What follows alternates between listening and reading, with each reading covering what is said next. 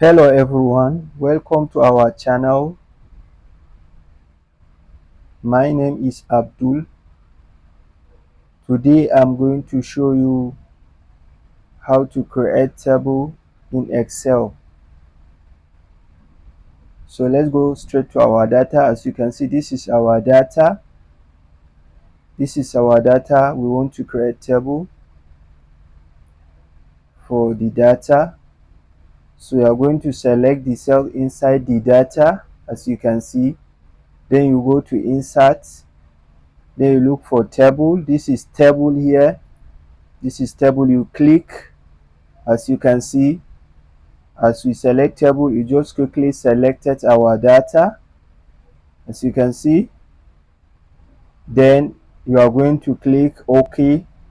As you can see, this is how to create table in Excel, and you can also design which color you want to. You can design the style. As you can see, all these things you can design. Like, let's choose this one. As you can see, this is how to create table in Excel. Hope you enjoy it. Thank you for watching.